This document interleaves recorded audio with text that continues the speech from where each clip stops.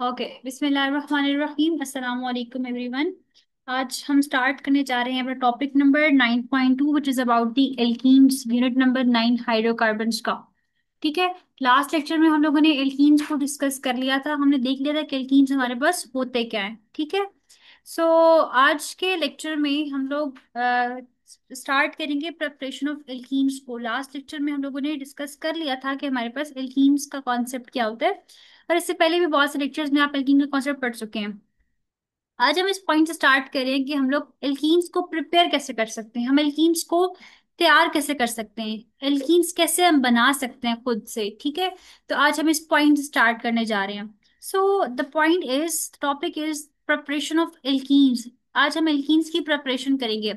Alkenes को हम लोग डिफरेंट मेथड से प्रिपेयर कर सकते हैं। फर्स्ट ऑफ ऑल, इसके लिए आप लोगों ने क्या करना है कि मैं आपको बताती हूँ कि हम लोग एल्कीन्स को कैसे प्रिपेयर कर सकते हैं।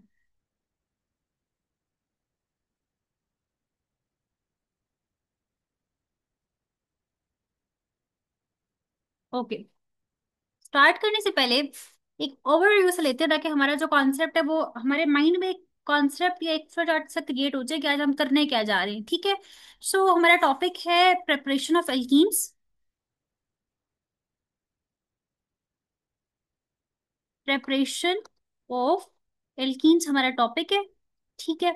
इसमें हम टेबल के देखते हैं सारे कि आज हमें टेबल के ऊपर क्या सारे शेड्यूल है। खोल रही है। ठीक है। हमारे पास जिस एल्कीन्स कमरे को में जाती है प्रिपेयर ना, करने के तो बहुत से मेथड्स बच्ची को होते हैं।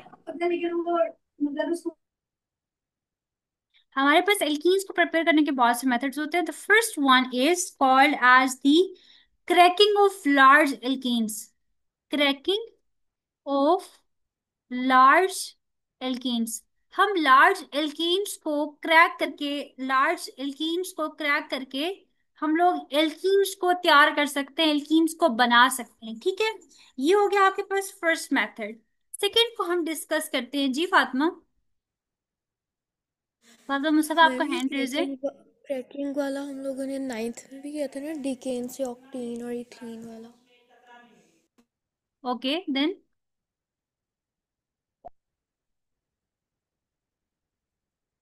आप ये बताना चाह रही हैं कि हमने 9th में पढ़ा था ये topic. Yes ma'am. Okay fine good. फिर तो दिस मीन्स कि आपको जल्दी ज्यादा अच्छी तरह से और ज्यादा जल्दी समझ आ जाएगा इस कॉन्सेप्ट का। सो हमारा फर्स्ट है cracking of the large alkenes. Second हम डिस्कस करेंगे by the dehydration, D sorry dehydration of alkenes के थ्रू। डिहाइड्रेशन ऑफ एल्कोहल्स के थ्रू हम लोग प्रिपेयर कर सकते हैं। इसके अलावा हमारे पास एक और मेथड है which is called as the dehydrohalogenation. Dehydrohalogenation.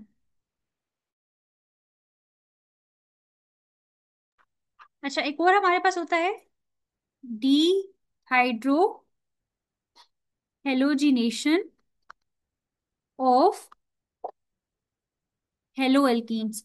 हम वन बाय वन इन सब को डिस्कस करेंगे और इसका कॉन्सेप्ट बहुत अच्छे से क्लियर करेंगे, ताकि हमें हमें लाइफ में कभी भी ये रिएक्शंस ना भूलें। इनको हम इस तरह से इनको इनके कॉन्सेप्ट्स को हम लर्न करेंगे।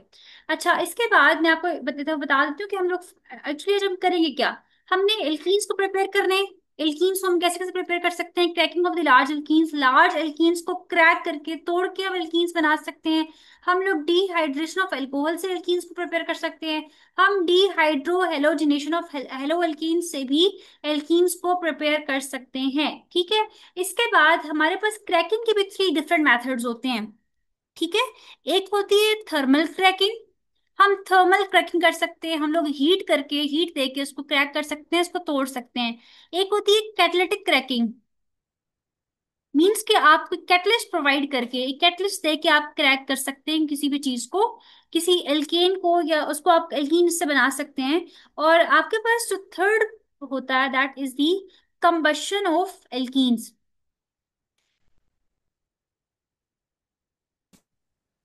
कंबशन रिएक्शंस के थ्रू भी हम लोग काम कर सकते हैं। ठीक है। ये हो गया हमारे पास एक फ्लो चार्ट है, जिसमें हम लोगों ने देख लिया कि हम लोगों ने करना क्या है। अब हम लोग वन बाय वन उन रिएक्शंस को स्टडी करते हैं। The first one is by cracking of the large alkanes. Large alkane molecule can be broken down into the smaller hydrocarbon when heated. हमारे पास क्या होता है, हमारे पास कुछ एल्कीन्स बहुत ही लार्ज एल्कीन्स होते हैं, ठीक है। कुछ ऐसे एल्कीन्स हमारे पास होते हैं जो कि बहुत ही लार्ज होते हैं, इनके लाइक जिसके फॉर्मूलाज अगर आप देखो, जैसे C10H22 एक लार्ज एल्कीन है। अगर आप इसको ब्रोकन डाउन करते हैं, अगर आप इसको तोड़ दें और इसको स्मॉलर हाइड्रोकार्बन्स में कन्वर्ट करें, तो इससे आप क्या कर सकते हैं, आपको एल्कीन्स जो है वो मिल सकते हैं, right. This process is called as cracking, इसको हम कहते हैं क्रैकिंग, ठीक है। अब क्रैकिंग हमारे पास डिफरेंट टाइप्स की होती है। हमारे पास जो फर्स्ट टाइप है उसको हम कहते होते हैं थर्मल क्रैकिंग। अब थर्मल क्रैकिंग में क्या होता है, it involves heating the alkenes at 450 to 750 degree centigrade temperature and high pressure. आपने क्या करना होता है, आपने 450 डिग्री सेंटीग्रेड टेम्परेचर के ऊपर और हाई प्रेशर के ऊपर आप एल्कीन्स एल्कीन्स को हीट अप करके उनको एल्कीन्स में कन्वर्ट कर सकते हैं। Produce a mixture of alkanes and alkenes, इससे एल्केन्स और एल्कीन्स का आपको मिक्सचर मिल जाएगा। फर्स्ट आपने क्या काम किया, आप स्टडी करें कि हम लोग क्रैकिंग ऑफ लार्ज एल्केन को स्टडी करें, जिसमें हम लोग लार्जर एल्केन्स को क्रैक करेंगे, उनको तोड़ेंगे, उनका ब्रेक डाउन करेंगे। इससे हमारे पास जो है वो हमें फर्दर स्मॉलर एल्केन्स भी मिल जाते हैं और एल्कीन्स भी मिल जाते हैं, हमें दोनों का मिक्सचर मिल जाता है। अब हमारे पास क्रैकिंग के भी कुछ मेथड्स होते हैं। The first one is called as the thermal cracking, जिसमें आप इतना टेम्परेचर प्रोवाइड करेंगे, इतना हाई टेम्परेचर देंगे कि आपके पास वो जो एल्कीन है एल्केन है वो आपके पास एल्कीन में कन्वर्ट हो जाएगा, ठीक है। इसके लिए आप लोगों ने याद रखना है कि टेम्परेचर हम कितना प्रोवाइड करें, 450 से लेकर 750 डिग्री सेंटीग्रेड तक हम टेम्परेचर प्रोवाइड करें, और प्रेशर भी बहुत हाई होगा। इसके अलावा हम ये कहते हैं कि it produces a mixture of alkanes and alkenes, ये आपको एक एक एल्केन्स और एल्कीन्स का मिक्सचर देगा। जैसे कि आपके पास एक फॉर्मूला था C10H22 which is called as the decane, इसको हम बोलते थे डीकेन। अगर आप डीकेन को हीट प्रोवाइड करें, अगर आप इसको टेम्परेचर प्रोवाइड करें 450 से लेकर 750 तक का टेम्परेचर आप प्रोवाइड करें और प्रेशर प्रोवाइड करें, तो क्या होता है कि यही डिकेन आपके पास ऑक्टेन में, ऑक्टेन भी आपके पास एक एल्कीन उसमें कन्वर्ट हो जाएगा, और साथ ही साथ आपके पास जो है वो एक इथीन बन जाएगा। और इथीन आपको पता है क्या होता है, इथीन आपके पास एक एल्कीन होता है। तो देखिए, आपने जब एक लार्ज एल्कीन की क्रैकिंग की, आपने उसकी थर्मल क्रैकिंग की, उसको हीट किया, उसको टेम्परेचर प्रोवाइड किया, तो आपके पास एक मिक्सचर बन गया एल्केन्स का भी और एल्कीन्स का भी। लेकिन आपकी डिमांड तो फुलफिल हो चुकी है ना। आप क्या कर रहे थे, आप एल्कीन्स को प्रिपेयर कर रहे थे, आप एल्कीन्स को तैयार कर रहे थे। अब इस तरह से देखिए, आप एल्कीन्स को प्रिपेयर कर सकते हैं। अगर आप किसी लार्ज, आपके पास कोई एल्कीन है और आपको कहा जाता है कि आप इससे एल्कीन को तैयार करें, एल्कीन को प्रिपेयर करें, तो आपके पास एक ही मेथड आ चुका है कि अगर आप उसको हीट करेंगे तो उसके उससे आपके पास जो है वो एल्कीन्स की फॉर्मेशन हो सकती है। So the first step is the thermal cracking. First हमारे पास था by cracking of large alkenes, लेकिन लार्ज एल्कीन्स को क्रैक किस तरह से किया जाता है, उसमें जो फर्स्ट पता था वो हमारे पास था थर्मल क्रैकिंग। यहाँ तक हम लोगों ने स्टडी कर लिया। कोई कंफ्यूजन है किसी को यहाँ तक?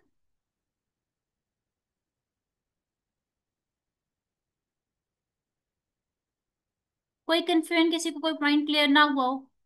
ये सबको क्लियर है? No ma'am. सब रिस्पॉन्स करें, क्लियर है। सबको okay? Fatima yes Nadeem, ma'am. Fatima Mustafa, Laiba, Abdul Rahman, कहाँ है सारे? Yes ma'am. Yes ma'am. ठीक है, फौरन मुझे रिस्पॉन्स किया करें। इसके बाद जो नेक्स्ट पॉइंट हमारे पास है, यहाँ तक हो गया। इसके बाद जो नेक्स्ट पॉइंट हमारे पास आ जाता है वो है the next one is the catalytic cracking. अब हम किसी कैटलिस्ट का यूज करके क्रैकिंग करेंगे, कैटलिस्ट का यूज करके ब्रेक डाउन करेंगे। Large alkenes are heated at 550 degree centigrade in the presence of a catalyst. हम एक कैटलिस्ट की प्रेजेंस में कैटलिस्ट को यूज करके एल्कीन्स को हीट करते हैं, एल्कीन्स का ब्रेक डाउन करते हैं, और जो टेम्परेचर हम प्रोवाइड करेंगे वो होगा 550 डिग्री सेंटीग्रेड टेम्परेचर आप प्रोवाइड करें, लेकिन आप एक कैटलिस्ट की प्रेजेंस में रिएक्शन करें। और कैटलिस्ट आपके पास कौन सा, जियोलाइट, जियोलाइट की प्रेजेंस में। जियोलाइट एक बहुत ही स्ट्रॉन्ग कैटलिस्ट होता है जो कि एक एल्कीन्स को का ब्रेक डाउन करके उसको एल्कीन में कन्वर्ट कर देता है, ठीक है। यहाँ पे क्या हो रहा है, produces smaller hydrocarbons with 5 to 10 carbon atoms. ये आप क्या करके दे सकता है, इसकी एक कंडीशन है कि जब भी ये बहुत ही लार्ज एल्केन्स को, फॉर एग्जांपल यहाँ पे अगर आप देखें तो डोडिकेन था, C12H26 था, this is called as a dodecane. जब आप इसको कैटलिस्ट की प्रेजेंस में और आपने इसको टेम्परेचर प्रोवाइड किया, जब आप इसका इसकी प्रेजेंस में इसका ब्रेक डाउन करेंगे, क्रैक करेंगे, तो ये आपको क्या प्रोवाइड करेगा, ये आपको स्मॉलर एल्कीन्स भी देगा और स्मॉलर आपको एल्केन्स भी देगा। देखिए, जो एल्कीन होंगे ना, जो सॉरी जो आपके पास एल्केन्स प्रोड्यूस होंगे, वो आपके पास एल्केन 5 से लेकर कार्बन नंबर 5 से लेकर कार्बन नंबर 10 के मिड में हो सकते हैं। या तो वो आपके पास जो है वो पेंटेन होंगे, या हेक्सेन होंगे, या हेप्टेन होंगे, या ऑक्टेन होंगे, या नॉनेन होंगे, या फिर डीकेन होंगे। और आपके पास जो एल्कीन्स हैं वो आपके पास, एल्कीन्स भी आपके पास 5 से लेकर 10 तक कार्बन के मिड में कोई भी एल्कीन जो है वो प्रिपेयर हो जाएगा इससे। ठीक है। सो इसमें आपके पास एक कंडीशन ये है कि ये स्मॉलर एल्कीन्स प्रोड्यूस करेगा, लेकिन स्मॉलर वो कितने होंगे कि वो 5 से 10 के मिड मिड में होंगे। ठीक है। सो यहाँ पे देखिए कि अगर आपने दो डिकेन को का जो ब्रेक डाउन किया, उसको आपने क्रैक किया, तो रिजल्ट में आपके पास क्या हुआ कि एक पेक्टेन की फॉर्मेशन होगी और एक हेप्टेन की फॉर्मेशन होगी है। और जो कैटलिस्ट आप यूज करें वो कौन सा कैटलिस्ट है, जियोलाइट कैटलिस्ट को आप यूज करेंगे। और इसको हम कहते होते हैं कैटेलिटिक क्रैकिंग। ठीक है, ये वाला प्रोसेस है। इसमें अगर आपके पास एक और और भी है कि अगर आप जो है वो C7H16, जिसको हम कहते होते हैं, हमारे पास क्या होता है, अगर हम बात करें, ये आपके पास एक एल्केन है। ठीक है, C7, देखो ये हो जाएगा CnH2n+2। इसको ऐसे चेक कर लेते हैं, CnH2n+2 होता है। तो अगर N7 है तो 7 to the 14 to 16, यस, ये आपके पास एक एल्केन है। तो एल्केन का दोबारा से ब्रेक डाउन किया हम लोगों ने, और देखो ये C5H12 और C2H4 आपके पास इसकी फॉर्मेशन होगी है। यहाँ पे आपके पास एक एल्केन बन चुका है और एक आपके पास क्या चीज आ चुकी है, एल्कीन आ चुकी है। तो मोस्टली केसेस में ये होता है कि हमारे पास 5 से 10 कार्बन एटम्स के मिड वाले को एल्केन या एल्कीन की फॉर्मेशन होती है। लेकिन अगर आपके पास कार्बन है ही 7 का, तो डेफिनेटली उसे स्मॉलर की भी हो सकती है, कोई रिस्ट्रिक्शन हमारे पास नहीं है। तो इस तरह से आप जो है वो लार्जर एल्कीन्स की हेल्प से, उनका ब्रेक डाउन करके, उनकी क्रैकिंग करके, आप स्मॉलर एल्कीन्स और एल्कीन्स को प्रिपेयर कर सकते हैं। सेकंड मेथड हमारे पास ये हो गया। यहाँ तक कोई कंफ्यूजन किसी को, या सब क्लियर हो गया सबको? मैम यहाँ पे ये जो पॉइंट है, सेकंड पॉइंट कैटालिटिक क्रैकिंग का, जी ये जी। समझ में नहीं आया कि 5 to 10 कार्बन एटम्स, क्या उसमें ये कह मतलब, रहे हैं ये कि समझ नहीं प्रोड्यूसेस आया। Smaller hydrocarbons with 5 to 10 carbon atoms. कि आपके पास जो, जब आप लार्ज एल्केन का ब्रेक डाउन करेंगे, उसको तोड़ेंगे, रिजल्ट में जो आपके पास एल्केन और एल्कीन बनेंगे, वो आपके पास उनमें उनके जो कार्बन नंबर होगा वो 5 से लेकर 10 के मिड में होगा। ठीक है। अब देखो, जब आपने C12H26 का ब्रेक डाउन किया, इसको तोड़ा, तो रिजल्ट में आपके पास जो एक एल्केन और एल्कीन की फॉर्मेशन हुई है, वो आपके पास एक था C5 वाला एल्केन था, और आपके पास जो एल्कीन बना है वो C7 वाला एल्कीन बना है। मीन्स के वो बहुत स्मॉल भी नहीं होंगे और बहुत ही लार्ज भी नहीं होंगे। वो C5 से लेकर C10 के मिड मिड में कोई कार्बन कार्बन होगा आपके पास। लेकिन अगर फॉर एग्जाम्पल अगर आपके पास यहाँ तक तो रिएक्शन हो गया, इसके बाद अगर आप C7H14 H16, अगर आपके पास एक एल्केन है, आप इसका फर्दर ब्रेक डाउन करते हैं, तो अब आपके पास एक दोबारा से एक एल्कीन और एल्कीन में इसका ब्रेक डाउन हुआ, तो आप फिर डेफिनेटली एल्कीन जो है वो आपके पास C2 वाला आ जाएगा, मतलब छोटा आएगा, C5 से कम भी तो आ सकता है, कोई रिस्ट्रिक्शन नहीं है। लेकिन एक कॉन्सेप्ट बता दिया गया कि आपके पास जो कैटालिटिक क्रैकिंग होती है, तो हमारे पास जो एल्कीन्स बनते हैं वो बहुत स्मॉल नहीं होते।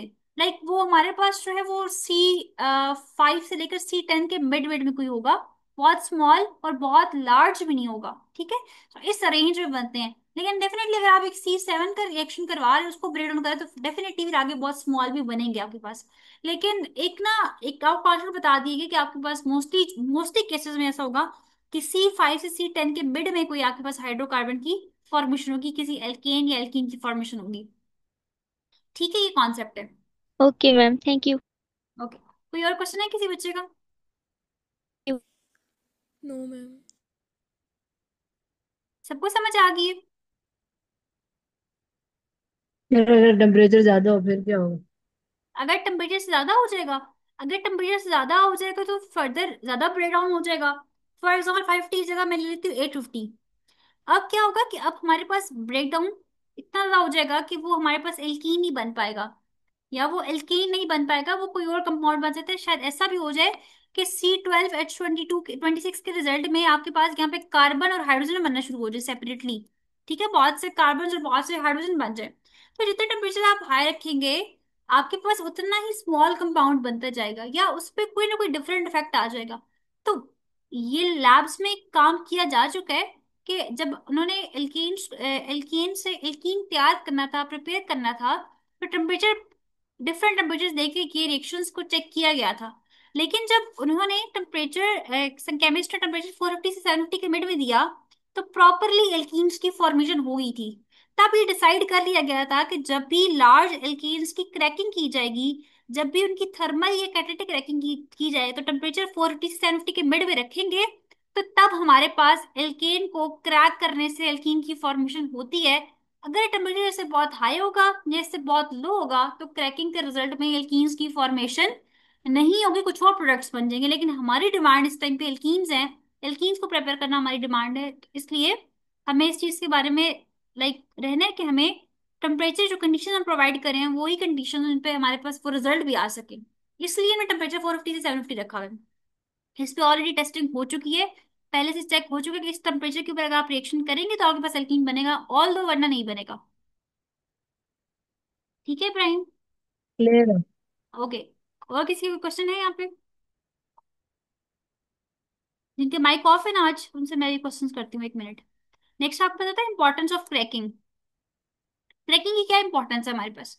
It produces a mixture of hydrocarbons containing a higher proportion of alkenes. Cracking के रिजल्ट में क्या होता है, आपके पास मिक्सचर ऑफ हाइड्रोकार्बन्स बनते हैं। आपके पास एल्कीन्स की फॉर्मेशन भी होती है, एल्केन्स की फॉर्मेशन भी होती है, containing a higher proportion of alkenes. और इसमें कहते हैं कि जो जब आपके पास मिक्सचर बनता है हाइड्रोकार्बन्स का, एल्कीन्स भी बनते हैं, एल्कीन्स भी बनते हैं, उनमें एल्कीन्स की फॉर्मेशन ज्यादा होती है एज कम्पेयर टू एल्कीन्स। मतलब अगर फॉर एग्जांपल कोई एल्कीन है, उसका ब्रेक डाउन करते हैं, उसको तोड़ते हैं, रिजल्ट में आपके पास मिक्सचर बना, एल्कीन भी बने, एल्कीन भी बने, तो आपके पास 80% एल्कीन बनेंगे, 20% एल्केन बनेंगे। कहने का मकसद ये कि हायर प्रोपोर्शन एल्कीन्स की होती है। The products are more volatile, having a lower boiling point and easier to burn, better fuels। इसमें कहा जा रहा है कि आपके पास जो प्रोडक्ट्स बन रही हैं, आपके पास जो एल्कीन्स और एल्केन का मिक्सचर बन रहा है, आपके पास जो दो प्रोडक्ट्स जो बन रही हैं, इनके बारे में इनकी कैरेक्टरिस्टिक शो किए जा रहे हैं कि ये मोर वोलेटाइल है। ठीक है, इनका बॉइलिंग पॉइंट लो होता है। मोर वोलेटाइल का बॉइलिंग पॉइंट लो होने का मतलब ये है कि इनके जो बॉन्ड्स है वो बहुत ही स्ट्रॉन्ग बॉन्ड नहीं है, इनके बॉन्ड्स वीक बॉन्ड्स हैं। आप थोड़ी सी इनको हीट प्रोवाइड करेंगे तो ये बर्न हो जाएंगे, ये बॉयल हो जाएंगे। ठीक है, ये लिक्विड अगर है तो वो गैस में कन्वर्ट हो जाएगा, सॉलिड है तो वो लिक्विड में कन्वर्ट हो जाएगा। तो इनके जो हमारे पास बॉन्डिंग है वो बहुत स्ट्रॉन्ग बॉन्डिंग नहीं है, इसीलिए आप इनको बर्न कर सकते हैं, इसीलिए आप कंबशन कर सकते हैं। और कंबशन के रिजल्ट में क्या होगा कि लार्ज अमाउंट ऑफ हीट पर ग्राम जो है वो प्रोड्यूस होगी। कुछ इनके करेक्टरिस्टिक्स हैं जो आपने याद रखने हैं प्रोडक्ट्स के। और इम्पोर्टेंस ये है कि इससे आपके पास अगर आप क्रैकिंग करते हैं तो एक बहुत ही लार्ज अमाउंट में, लार्ज प्रोपोर्शन में, हाई प्रोपोर्शन में एल्कीन्स की फॉर्मेशन हो सकती है। यहाँ तक हमारे पास कॉन्सेप्ट हो गया क्रैकिंग का, कि हम लोग किस किस तरह से क्रैकिंग कर सकते हैं। The next one is combustion of alkenes. अच्छा, यहाँ पे फर्दर आपको कंबशन को एक्सप्लेन कर दिया है। कंबशन का मतलब क्या होता है, कंबशन क्या होती है? जी सभा पूछो। मैम, इसमें जो आपने कहा है कि हायर प्रोपोर्शन ऑफ अल्कीन्स होता है, लेकिन इस एग्जांपल में डिकेन वाले में इसमें अल्केन की जो है अमाउंट है वो ज़्यादा है और अल्कीन की तो कम है। अगर डोडिकेन में अगर हम देखें तो यहाँ पे C5H12 हमारे पास एल्कीन है और C2H4 हमारे पास एल्कीन है। इस तरह से हम लोग प्रोपोर्शन की बात नहीं करें, हम प्रोपोर्शन की बात इस तरह से करें कि हमारे पास ये एल्कीन प्रोड्यूस हुआ और ये हमारे पास एल्कीन प्रोड्यूस हुआ। आपके पास इस तरह के जो एल्कीन्स हैं C5H12 वाले, ये सिर्फ 20% प्रोड्यूस होंगे। मैं एग्जाम्पल दे रही हूँ, ठीक है? और 80% हमारे पास इस तरह की एल्कीन्स बन जाएंगे। कार्बन नंबर जो भी है, हम कार्बन नंबर को दे के प्रोपोर्शन को डिसाइड नहीं करते। प्रोपोर्शनल स्पेस पे होती है कि वो कितने परसेंट वो चीज तैयार हो रही है, कितने परसेंट C2H4 वाले एल्कीन्स तैयार हो रहे हैं और कितने परसेंट C5H16 वाले एल्कीन्स तैयार हो रहे हैं। तो उसमें कहा जा रहा है कि एल्कीन्स की जो प्रोपोर्शन है वो बहुत ही हाई होती है एज कम्पेयर टू एल्कीन्स। ठीक है, आपने कार्बन के नंबर को देखते हुए डिसाइड नहीं करना। कार्बन का नंबर तो सिर्फ एक कंपाउंड की हद तक है ना, तो उस कंपाउंड में दो कार्बन हैं, लेकिन आपको इस चीज में देख रहे हैं कि वो C2H4, वो 2 कार्बन वाले कितने कंपाउंड बन रहे हैं, ये चीज आप देखते होते हैं प्रोपोर्शन में। Okay ma'am, thank you. Okay. Next आपके पास है कॉन्सेप्ट की कंबशन ऑफ एल्केन्स। कंबशन का रिएक्शन क्या होता है? जब भी आप किसी भी चीज का रिएक्शन अगर आप ऑप्शन से करवाते हैं तो याद रखिएगा that reaction is called as a combustion reaction. कभी भी कंबशन का वर्ड आ जाए अपने पास लिख के रख लें कि किसी भी चीज का रिएक्शन ऑप्शन से करवाएंगे तो वो कंबशन होती है। When alkene Burns in the oxygen, when alkene Burns in excess of oxygen, जब आप एल्कीन्स को एक्सेस ऑफ ऑक्सीजन में बर्न करते हैं, they form carbon dioxide and water and releases the heat. अगर आप किसी एल्कीन को का रिएक्शन ऑक्सीजन से करवा देंगे तो रिजल्ट में कार्बन डाइऑक्साइड और वाटर और हीट प्रोड्यूस होती है। If oxygen is limited, incomplete combustion में occur producing carbon monoxide and less heat. अगर आपके पास रिएक्शन इनकम्प्लीट हुआ, अगर सॉरी अगर आपके पास ऑक्सीजन जो है वो लिमिटेड अमाउंट में हुई, कम अमाउंट में हुई, तो रिएक्शन जो है वो कंप्लीट नहीं हो पाएगा। हम कहते थे कि इनकम्प्लीट कंबशन होगी। यहाँ पे जहां पे हम देख रहे हैं कि कार्बन डाइऑक्साइड प्रोड्यूस हो रहा है, तो वहां पे कार्बन मोनोऑक्साइड प्रोड्यूस हो जाएगा। यहाँ पे हीट जो है वो बहुत ही लार्ज अमाउंट में प्रोड्यूस हुई थी, वहां पे हीट जो है वो हमारे पास लेस अमाउंट में प्रोड्यूस होगी। ठीक है, ये कॉन्सेप्ट है। सो ये आपके पास जो कंबशन ऑफ एल्कीन्स है, ये एल्कीन्स को प्रिपेयर करने का मेथड नहीं है। ये फर्दर आपको एल्कीन का एक रिएक्शन शो करवाया जा रहा है, जहां पे हम लोगों ने लास्ट में बात की थी ना कि combustion produces large amount of heat पर ग्राम। तो इसी के लिए आपको आगे इसकी डिस्क्रिप्शन दे दी गई है कि कंबशन के रिजल्ट में किस तरह से large amount of heat produce होती है, या इससे इसके रिजल्ट में कौन से रिएक्शंस होते हैं। तो यहाँ तक आपको ये चीज एक्सप्लेन की गई थी। यहाँ तक कोई ऐसा पॉइंट जो क्लियर ना हुआ हो किसी को? No ma'am. सबको क्लियर है? क्लियर है। यस मैम, क्लियर है। Yes ma'am. Okay fine. So यहाँ तक हमारे पास हो गया। नेक्स्ट रिएक्शंस को हम देखते हैं। नेक्स्ट आपके पास आ जाता है डिहाइड्रेशन ऑफ एल्कोहल। डिहाइड्रेशन क्या होती है? ये टर्म्स को देख के मत समझिएगा कि ये बहुत कोई मुश्किल चीजें आ गई हैं, बहुत आसान है। वर्ड को समझे, कॉन्सेप्ट आपको खुद बहुत सारा समझ आ जाएगा। डिहाइड्रेशन, डी मीन्स होता है रिमूवल। D means removal. ये जो डी वर्ड लिखा हुआ है इसका मतलब होता है रिमूवल। क्या रिमूव करें? Removal of hydration. हाइड्रा क्या होता है? Water. Removal of water from the alcohol. Alcohol में से वाटर का अगर आप रिमूवल करेंगे तो एल्कीन बन जाएगा। अगर आप क्या करते हैं, अगर आप डिहाइड्रेशन करें अल्कोहल की, मींस के अल्कोहल में से वाटर को रिमूव करते हैं, तो रिजल्ट में हमारे पास क्या होता है? रिजल्ट में हमारे पास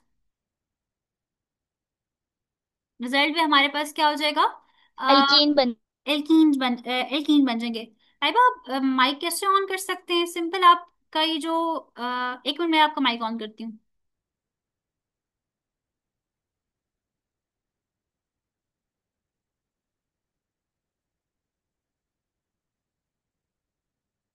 सिंपल क्लिक करो इस वाले साइन पे जो ऑडियो का होता है, तो आप म्यूट अनम्यूट हो जाओगे। करके देखो एक दफा।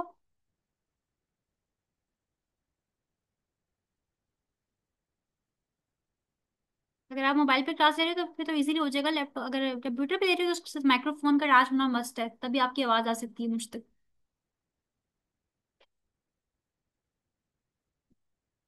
कौन सी एग्जाम्पल अब्दुल रहमान, मुझे दोबारा बताओ कौन सी एग्जाम्पल की बात कर रहे हो? अच्छा, यहाँ पे हम लोग पढ़े डिहाइड्रेशन को। जब तक अब्दुल रहमान तक हम लोग इसको देखते हैं। डिहाइड्रेशन में क्या होता है कि रिमूवल ऑफ वाटर। जब हम लोग वाटर को रिमूव करेंगे अल्कोहल में से, तो रिजल्ट में हमारे पास एल्कीन बनेगा। सिंपल, पहले एक रिएक्शन को देखते हैं और बाद में फिर आगे जाके स्टडी करेंगे कि हमारे पास ये डिहाइड्रेशन में होता क्या है।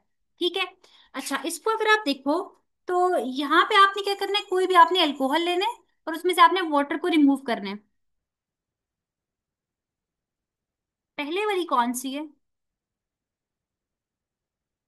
पहले वाली कंबशन वाली थी, जिसमें हम लोगों ने देखा था कि हमारे पास आप किसी भी एल्कीन का रिएक्शन आप ऑक्सीजन से करवाते हैं तो रिजल्ट में कार्बन डाइऑक्साइड और वाटर की फॉर्मेशन होती है। और अगर आपके पास इनकम्प्लीट कंबशन होगी, अगर आपके पास ऑक्सीजन लिमिटेड अमाउंट में होगा, तो इनकम्प्लीट कंबशन होगी और रिजल्ट में आपके पास कार्बन डाइऑक्साइड नहीं, कार्बन मोनोऑक्साइड और वाटर की फॉर्मेशन हो जाएगी और लेस हीट प्रोड्यूस होगी। अच्छा, हम देखते हैं डिहाइड्रेशन ऑफ द एल्कोहल को। अब डी का मतलब होता है रिमूवल, हाइड्रेशन मीन होता है वाटर।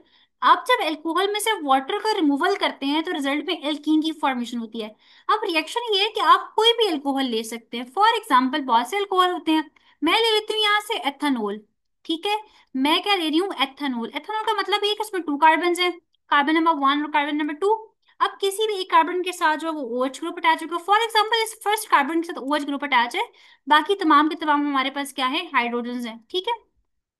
अब क्या होता है? अब एक बात हमेशा याद रखिएगा कि जब भी आपने कोई रिएक्शन करना है, फॉर एग्जांपल आप यहाँ पे डिहाइड्रेशन कर रहे हैं, तो आपने अगर इस आपने क्या करना है? आपने रिमूवल ऑफ वाटर करना है, मतलब कि आपने H2O को रिमूव करना है। H2O में क्या होता है? एक हाइड्रोजन होता है और एक OH होता है हमारे पास ना।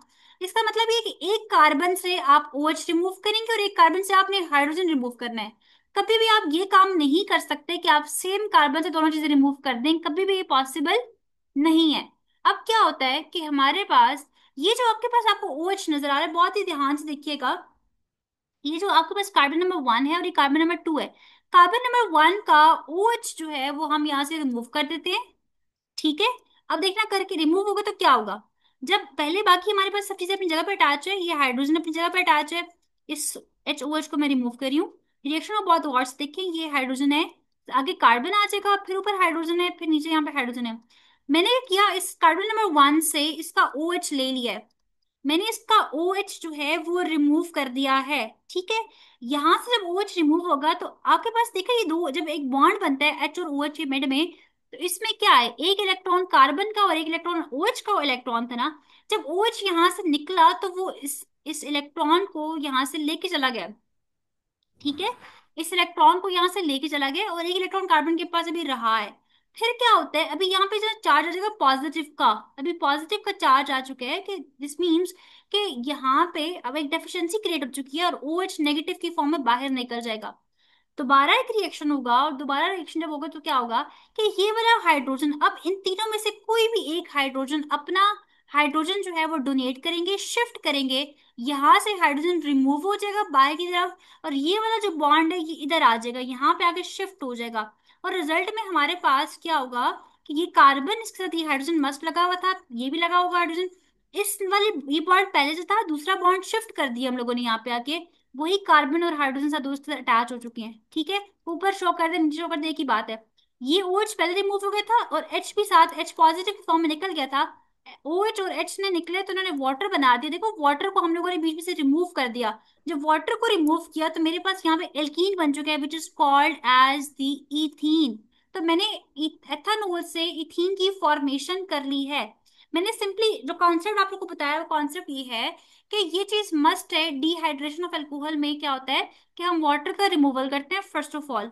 सेकेंडली, आपको ये बात पता होनी चाहिए कि हम लोग फर्स्ट एक कार्बन से ओ एच का रिमूव करेंगे, सेकेंड कार्बन से हम लोग एच को रिमूव करेंगे। हम कभी भी ये काम नहीं कर सकते कि हम सेम कार्बन से दोनों चीजों को रिमूव कर दें, ये पॉसिबल नहीं होता। आपने ये सब कुछ शो नहीं करना, लेकिन मैंने आपको कॉन्सेप्ट बताने के लिए बताया है कि पहले ही जब ओ एच यहाँ से निकला तो इसमें चार्ज पॉजिटिव का आ जाएगा। इसकी पॉजिटिविटी को खत्म करने के लिए, क्योंकि अभी जब पॉजिटिव होकर ये अनस्टेबल हो जाता है, अब ये चाहता है कि फर्स्ट इसके पास बॉन्ड आए दोबारा, ताकि ये अपने आप को स्टेबल कर ले। कार्बन अपने अपने अपने आप को टेट्रावैलेंट बनाना चाहता है, 4 बॉन्ड्स अपने कंप्लीट करना चाहता है। तो अभी देखो इसके पास 3 बॉन्ड्स है इस कार्बन के पास, इस वाले कार्बन के पास।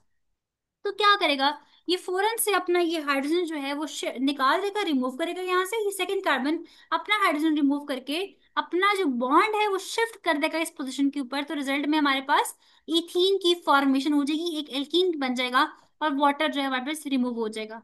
यहाँ तक कोई पॉइंट समझ ना आया हो किसी को? यस मैम, समझ आ गई। सबको क्लियर हो गया? Yes Fatima, ma'am. Fatima, Mustafa, clear Laiba, है। अब्दुल रहमान। Yes ma'am. ठीक है, गुड। यहाँ तक हो गया। अब इसके बाद जो नेक्स्ट चीज हमें समझनी है वो ये है कि कंडीशंस क्या होंगी। जो रिएक्शन हमने इतने आराम से कर दिए, ये इतने आराम से होता नहीं है। ठीक है। ये जो हमने कहा था ना, ये 2 कार्बन हैं, इसके साथ 3 हाइड्रोजन अटैच हैं, उसके बाद जो है वो यहाँ पे हमारे पास एक हाइड्रोजन अटैच है, यहाँ पे भी एक हाइड्रोजन है, और यहाँ पे एक ओ एच है। तो मैंने रिजल्ट में क्या बना दिया, आपको एक एल्कीन बना के दिखा दी कि एक हाइड्रोजन इधर है, एक हाइड्रोजन ऊपर लगा दो, यहाँ पे डबल बॉन्ड आ गया, फिर एक कार्बन, एक हाइड्रोजन इधर, एक है। मैंने आपको ये बना के दिखा दिया। आपके पास जो है वो एक एथेनॉल से क्या बन चुकी है, इथीन की फॉर्मेशन हो चुकी है, साथ आपके पास वाटर का रिमूवल भी हो गया यहाँ पे। ये काम इतना आसान नहीं होता, आपको कुछ कंडीशंस देनी पड़ती है तब जाके ये काम हो सकता है। वो कंडीशंस क्या है, ये कंडीशंस आपके पास लिखी हुई है। कंडीशन ये है कि vapour of alcohol passed over the heated alumina Al2O3 at 340 to 450 degree centigrade. मतलब कि आपने क्या करना है, आपने इस एथेनॉल को ये जो आपके पास अल्कोहल है, इसको आपने पास करना है। एक बीकर में आपके पास पड़ा होगा Al2O3, एल्यूमिना पड़ा होगा, उस वो अंदर हीट हो रहा होगा, और उसके ऊपर से आप एथेनॉल को जब पास करवाते हैं तो तब जाके वो अल्कोहल जो है वो इथीन में, या एथेनॉल जो है वो इथीन में कन्वर्ट हो सकता है। दिस मीन्स कि आपने इसको Al2O3 इसके ऊपर से पास करवाना है। दूसरी बात, आप इसको टेम्परेचर प्रोवाइड करेंगे 340 से लेकर 450 डिग्री सेंटीग्रेड तक टेम्परेचर आप इसको देंगे, तब एक एथेनॉल जो है वो इथीन में कन्वर्ट हो सकता है, एक अल्कोहल एल्कीन में कन्वर्ट हो सकता है। या आप इसको ये कंडीशंस दें, या एक और कंडीशंस भी होती हैं कि आप इसको फॉस्फोरिक एसिड से ट्रीट करवाएं इस एथेनॉल को, या फॉस्फोरस पेंटाऑक्साइड से, P2O5 से या H3PO4 से रिएक्शन करवाएं और टेम्परेचर आप इसको दे दें 140 से लेकर 170 तक टेम्परेचर प्रोवाइड करेंगे, तब जाके आपके पास ये रिएक्शन पॉसिबल है, वरना ये रिएक्शन आपके पास नहीं होगा। ठीक है। अच्छा, इसके बाद हमारे पास क्या होता है कि यहाँ पे आपको पता है दूसरी कंडीशन जो थी हमको अप्लाई करते हैं। अब एक और रिएक्शन करके देखते हैं। रिएक्शन में आपके पास ये है कि फॉर एग्जांपल यहाँ पे आपके पास है CH3 CH2 और यहाँ पे OH लगा हुआ है। ये भी आपके पास क्या है, एक एथेनॉल ही है। इसको मैं कन्वर्ट करी हूँ दोबारा से, मेरे पास ये CH2 double bond with CH2 एक हमारे पास इथीन बन चुका है ना। अब इसके लिए हम जो सेकंड कंडीशन अप्लाई यहाँ पे करते हैं, हम लोगों ने ये रिएक्शन करना है किसकी प्रेजेंस में, कंसंट्रेटेड H2SO4 की प्रेजेंस में आप ये रिएक्शन करेंगे। टेम्परेचर जो आप प्रोवाइड करेंगे वो प्रोवाइड करेंगे 140 से लेकर 170 डिग्री सेंटीग्रेड। इसके अलावा आप ये भी यहाँ पे लिख सकते हैं कि साथ आप इसमें ऐड कर रहे हैं, इसको ट्रीट करवा रहे हैं H3PO4 के साथ, या आप P2O5 के साथ भी इसको ट्रीट करेंगे, ट्रीट विद, इसको ट्रीट करेंगे, तब जाके ये एथेनॉल इथीन में कन्वर्ट हो सकता है, वरना ये कन्वर्ट नहीं होगा। तो आप लोगों के लिए बहुत इंपॉर्टेंट है कि आपको पता है कि अगर आप ये रिएक्शन लिख लेते हैं लेकिन रिएक्शन के मिड में जो कंडीशन है ये नहीं लिखते, तो एग्जामिनर आपको कैंसिल, आप एक रिएक्शन को कैंसिल करता है, वो आपको नंबर कभी भी नहीं देगा। ठीक है, एटलीस्ट अगर मैं हूं तो मैं तो कभी भी नहीं दूंगी, क्योंकि आपको इस चीज का अंदाजा नहीं होगा फिलहाल इस टाइम तक। अगर आप कंडीशन में देखें तो ये रिएक्शन कभी भी नहीं हो सकता। फॉर एग्जाम्पल आपने क्या करें, आप कुछ भी, आप फॉर एग्जाम्पल चाय बना रहे हैं घर में, सब कुछ ऐड करके रॉ मटेरियल एक बाउल में रखते हैं, उसको फ्लेम उसके ऊपर, स्टोव के ऊपर, चूल्हे पे रखते हैं उसको, ना ऑन करें आप हीट, क्या आपकी वो चाय बनेगी? कभी भी नहीं बनेगी। तो सेम ये भी यही चीज है। आपने एथेनॉल को इथीन में कन्वर्ट करने के लिए तमाम चीजें ऐड करके रख तो दी, लेकिन कंडीशन तो प्रोवाइड करें ना, उसको हीट भी तो दे, टेम्परेचर भी दें उसको, वो कंडीशन भी तो दे जिसपे वो काम होगा। अगर आप नहीं देंगे तो ये रिएक्शन कभी पॉसिबल नहीं है। तो एग्जामिनर अगर कोई जिसके केमिस्ट्री रगो में हुई तो वो कभी आपको नंबर नहीं देगा। एक बात। दूसरी बात, ये बात कभी मत भूलिएगा कि एक कार्बन से OH का रिमूवल होता है, दूसरे कार्बन से हाइड्रोजन का रिमूवल होता है, कभी भी सेम कार्बन दोनों चीजें रिमूव नहीं होती। और डिहाइड्रेशन का मतलब होता है removal of hydration, D means removal, hydra means water. Dehydration का मतलब है कि आपने अल्कोहल में से वाटर को रिमूव करना है, इस अल्कोहल से वाटर निकाला है, तो तब जाके इथीन बना, वरना हमारे पास इथीन की फॉर्मेशन नहीं हो सकती थी। OH group from one carbon, hydrogen leave from an addition carbon. OH एक कार्बन से लीव करेगा, हाइड्रोजन दूसरे कार्बन से लीव करेगा। एक और पॉइंट याद रखिएगा, अगर फॉर एग्जांपल आपके पास ऐसा होता है CH3, एक मिनट मैं आपको ऐसे शो करवाती हूँ, ये कार्बन है, यहाँ पे भी एक हाइड्रोजन है, इधर भी एक हाइड्रोजन है, इधर भी एक हाइड्रोजन है। फिर आपके पास एक कार्बन है, यहाँ पे भी हाइड्रोजन है, इधर भी हाइड्रोजन है। फिर एक कार्बन है, उस पे भी हाइड्रोजन है, इधर भी हाइड्रोजन है। लास्ट वाले कार्बन पे आपके पास हाइड्रोजन और OH अटैच है। एक बात एक और पहले आपको बतानी है कि फॉर एग्जांपल OH तो डेफिनेटली आप इसी का रिमूव करेंगे, H कहाँ से रिमूव करेंगे? आप H यहाँ से रिमूव करेंगे? नो। आप H यहाँ से रिमूव करेंगे, इस कार्बन का कोई H रिमूव करेंगे? नो। आप ये रिमूव करेंगे? नो। ये करेंगे? नो। ये इनमें से आप कोई रिमूव नहीं कर सकते। आप अगर रिमूव कर सकते हैं तो ये हाइड्रोजन है, ये हाइड्रोजन रिमूव कर सकते हैं, मीन्स के पॉइंट लिखा हुआ है कि OH group leaves from one carbon and the hydrogen leave from an additional carbon. साथ वाले कार्बन का हाइड्रोजन मस्ट है कि वो लीव होना चाहिए। ये नहीं कि आप इसका रिमूव करें या इसका रिमूव करें, नहीं, हमेशा जिस जिस कार्बन से आपने OH लिया है उसके साथ वाले कार्बन से H लें। ऐसा क्यों क्यों जरूरी है कि साथ वाले कार्बन से लें? मैं यहाँ से ले लूं, मैं यहाँ से ले लूं, मैं क्यों नहीं ले रही इनसे? क्योंकि देखो जब यहाँ से OH निकलेगा तो ये कार्बन पॉजिटिव वाला बना ना, अब इसको ये तो अपना बॉन्ड तो देगा, तो इसको बॉन्ड देगा, तो डबल बॉन्ड तो यहाँ बनेगा, लेकिन डेफिशिएंसी तो इसके पास है। तो बॉन्ड इसको देना है या इसको बॉन्ड देना है ताकि यहाँ पे डबल बॉन्ड बने। हमें यहाँ पे डबल बॉन्ड चाहिए कि इसका पॉजिटिव साइन खत्म हो सके, ये अपने आप को स्टेबल कर सके। तो जरूरी है कि एक कार्बन जिससे OH ले रहे हो उसके साथ वाले कार्बन से, एडिशन कार्बन से हाइड्रोजन लेंगे, वरना हाइड्रोजन आप किसी और से नहीं ले सकते। तो carbon carbon double bond form हो जाएगा, इसको हम कहते होते हैं एलिमिनेशन रिएक्शंस। ठीक है, इस रिएक्शन को हम कहते होते हैं कि एलिमिनेशन रिएक्शन। एलिमिनेशन क्यों कहते होते हैं? इसमें वाटर एलिमिनेट होता है, आपने हाइड्रोजन और OH को एलिमिनेट करवा दिया, वाटर को एलिमिनेट करवा दिया, इसीलिए इस रिएक्शन को हम लोग एलिमिनेशन रिएक्शन भी कहते हैं। इसको आप लोग डिहाइड्रेशन ऑफ अल्कोहल भी कहते होते हैं। अब यहाँ तक कोई पॉइंट समझ नहीं आया, मुझे बताएं। मैम इस वाले में आपने जो प्रोपेनॉल में लास्ट वाले में OH ग्रुप लगाया है, अगर हम दरमियान में लगाएं तो एडजेसेंट जो कार्बन है वो तो दो होंगे। ठीक है, गुड। अगर आपके पास फॉर एग्जांपल यहाँ पे ये वाला OH है, ठीक है, अगर ये OH है, यहाँ पे सिर्फ और सिर्फ आपके पास हाइड्रोजन है, अब आपके पास मैक्सिमम ऑप्शंस हैं। आपके पास ओ चाहिए, आप इसका OH रिमूव करें, आप ये दो हाइड्रोजन भी यूज कर सकते हैं, आप ये दो हाइड्रोजन भी रिमूव कर यूज करते हैं। सिर्फ आपको कहा गया कि आपने एडजेसेंट को यूज कर रहे हैं, साथ वाला यूज करना है। अब आप ये तीन यूज नहीं कर सकते, लेकिन आप ये दो या ये दो यूज कर सकते हैं। एडजेसेंट साथ वाला चाहे राइट पे हो, लेफ्ट पे हो, कहीं का भी हो, आप उसको यूज कर लेंगे। ओके ठीक है, मैम, एक और क्वेश्चन है मैम। जी पूछो। इसमें जो फॉस्फोरस पेंटाऑक्साइड, इसका फॉर्मूला P4O10 है। फॉस्फोरस पेंटा ऑक्साइड का फॉर्मूला होता है P2O5। फॉस्फोरस पेंटा ऑक्साइड का होता मैम है, बुक में। हाँ बताती हूँ ना, P2O5 होता है। देखो आपकी बुक में जो लिखा है वो लिखा हुआ है P4O10। और यहाँ जो लिखा है वो मैंने आपको इसका एम्पिरिकल फॉर्मूला बताया है। ठीक है, पेंटा का मतलब क्या होता है, 5, पेंटा 5 होता है ना। बुक में लिखा हुआ है P4O10, इन्होंने इसको नहीं किया फर्दर, इसको सिंप्लीफाई नहीं किया। 2 2 जा 4, 2 5 जा 10, P2O5 बन जाएगा।